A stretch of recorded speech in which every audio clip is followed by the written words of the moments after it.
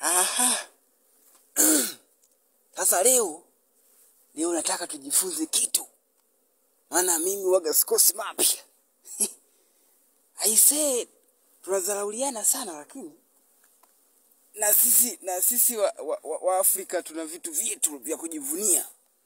Lazima na sisi wa Afrika tuwe na vitu vyetu vya kujivunia. Sio kila siku tunaheshimu tu wazungu. Eti wazungu weupe. Nasema weupe.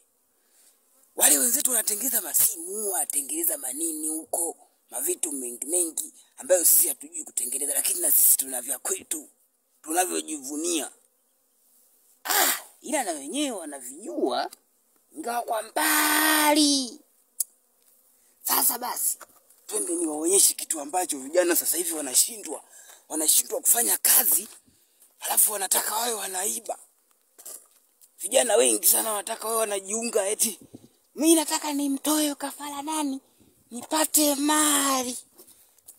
Unaona hapa hivi palikuwa kama ardhi hivi, lakini kwa sasa pamekuwa kisima. Unaona maji yale kule, maji umeona jiwe ilikuwa linatoka jiwe kama hili hapa. Unaona jiwe kama hili. Sasa mtu utoe jiwe kama hili ndio upate maji. Hiyo balaa. Ndio maana nimesema hivi, tujifunze vitu. Kuiba sio kuzuri. Kumtoa kafara mama, aisee na wewe unampenda. Utoe kafara dadi, naye unampenda pia. Hiyo noma sana. Kwa hiyo ndio maana sasa hivi watu vijana hatutaki kufanya kazi. Tumeweka kitu kimoja kinaitwa ufala. Ufala umetujaa kwenye vichwa. Mtu anataka kufanikiwa haraka. Pesa utatoa wapi mpaka ufanikiwe haraka hivi?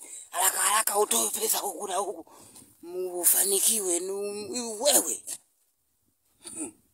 Una akili kweli? Fanya kazi kama hivi. Angalia vitu.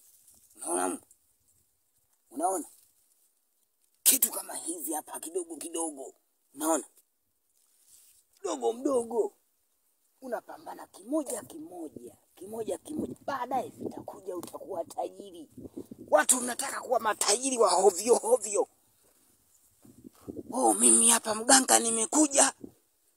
Nataka mali. Wataka mali? Chenzi kabisa. Kafanye kazi wewe.